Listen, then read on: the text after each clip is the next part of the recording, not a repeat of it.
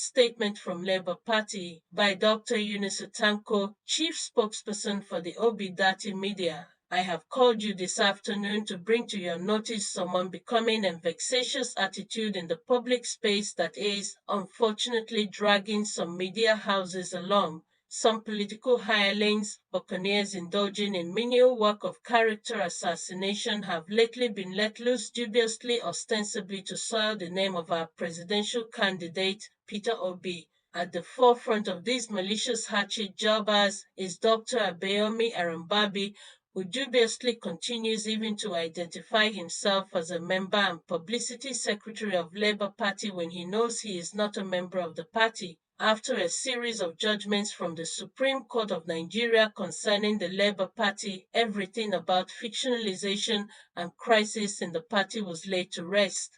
But to our greatest shock in the party, many media houses continue to link expelled non-members of the party as members, trying unsuccessfully and needlessly to create a wrong impression about the party. Chief Lamidi Papa and Arabambi have been going about merchandising with the name of the party and endlessly castigating our flag bearer, who we are proud to say is the most popular and loved Nigerian politician today. Gentlemen of the press, as they go about using the name of the party, none of them has said anything positive about Peter Obi as their presidential candidate of the party they claim that speaks in volumes. Instead, they have even been more vociferous against Peter Obi than their sponsors, yet they claim they are of the Labour Party. Is it not time the media houses blacklist them for wearing the devil's coat and speaking on the saints' platform? None of them or their family members voted for Peter Obi. Is it not yet time they leave him alone and look for another thing to say?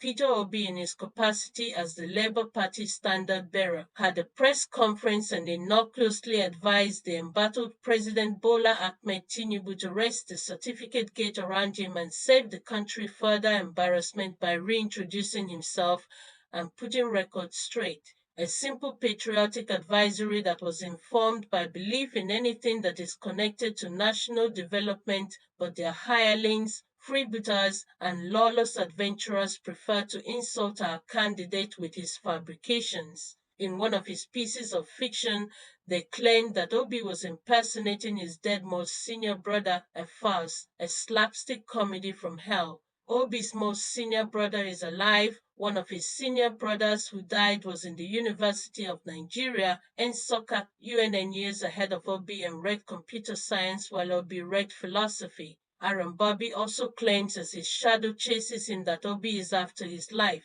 This is a laughable allegation because Obi's harmless disposition to politics and his non-violent posture, even in extreme provocation like the blatant stealing of his mandate in cohort with INEC, is apparent to make the dismissal of such wild and unsubstantiated accusation baseless. Gentlemen of the press, I can appreciate the frustration of somebody hired ostensibly to do a menial job against somebody, and after sweeping around the whole place unable to find anything, he decides to indulge in concoctions to keep his pecuniary interest alive. As Obi keeps charging people to go ahead and verify his past, a Peter Obi 45 years ago was impromptu unveiled last weekend by no less a person than the Pope's ambassador to the Czech Republic and Nigerian Archbishop Jude Thaddeus Okolo. Speaking off the cuff, the revered clergy testified to how the presidential candidate of the Labour Party, Mr. Peter Obi, has remained consistent in caring for society for many decades now, stating that it is in Peter Obi's nature to help and care for those around him. Archbishop Okolo shared the testimony at Anui during his 40th priestly anniversary Thanksgiving and 15 years as a nuncio. He stated that Peter Obi did not develop his caring nature recently, but has consistently shown that kindness and empathy are his lifestyle. In the 1970s, he recalled while he was a school teacher at All Hallows Seminary, Onitsha, before proceeding to Bigard Memorial Seminary in Nugu. During that period, he decided to visit his younger brother, Jerry Okolo, at Christ the King College, Onitsha. The then principal of the college, Rev. Far Nicholas Tadbo, gave him some tins of milk and packets of biscuits to give to his brother. When he handed the items to his brother, he said that he should not have bothered, that he has enough. His classmate and friend Peter Obi normally go to the supermarket, bring a carton of milk, and share with all of us. While showering admiration on Peter Obi's character, life of caring, and empathy towards humanity, the Archbishop urged him to continue to do same in service to the nation. This is the man they are struggling to dent his image, but they have not found anything damaging against him, but rather have resorted to cooking up lies and fabrication.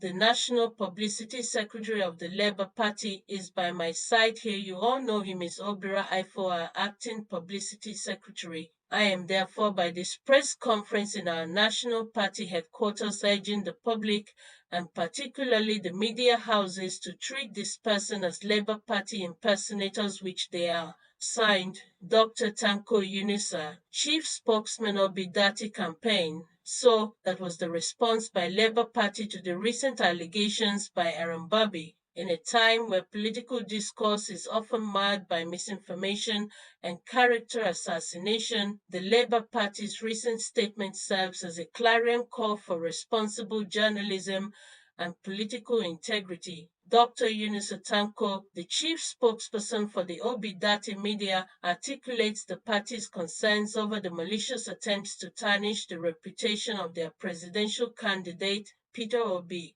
The statement highlights the role of Dr. Abayomi Arabambi, who falsely claims to be the publicity secretary of the Labour Party. Arabambi's actions are described as a hatchet job aimed at discrediting Peter Obi. This raises questions about the ethics of political discourse and the role of the media in perpetuating false narratives. The Labour Party emphasizes that the Supreme Court of Nigeria has already settled matters concerning the party's internal disputes. Yet, some media houses continue to erroneously link expelled non-members to the party. This not only misguides the public but also undermines the credibility of the media. The statement also calls out Chief Lamidi Papa and Arabambi for merchandising with the party's name and vilifying Peter Obi. It's disheartening to note that these individuals have not contributed anything positive to the discourse, yet they claim to represent the Labour Party. This is a stark reminder that political opportunism often trumps ethical considerations. Peter Obi, who has been described as the most popular and loved Nigerian politician today, had previously advised President Bola Ahmed Tinubu to clarify issues surrounding his credentials. This was a simple, patriotic advisory, yet it has been twisted into a weapon for character assassination. The statement also includes a testimony from Archbishop Jude Thaddeus Okolo attesting to Peter Obi's consistent character of caring and empathy. This serves to counterbalance the negative narratives and offers a glimpse into the true nature of the man at the center of these political machinations. In conclusion, the Labour Party's statement is a call to action for media houses to exercise due diligence and for the public to be discerning consumers of news. It exposes the lengths to which individuals will go to discredit political opponents even at the expense of truth and integrity.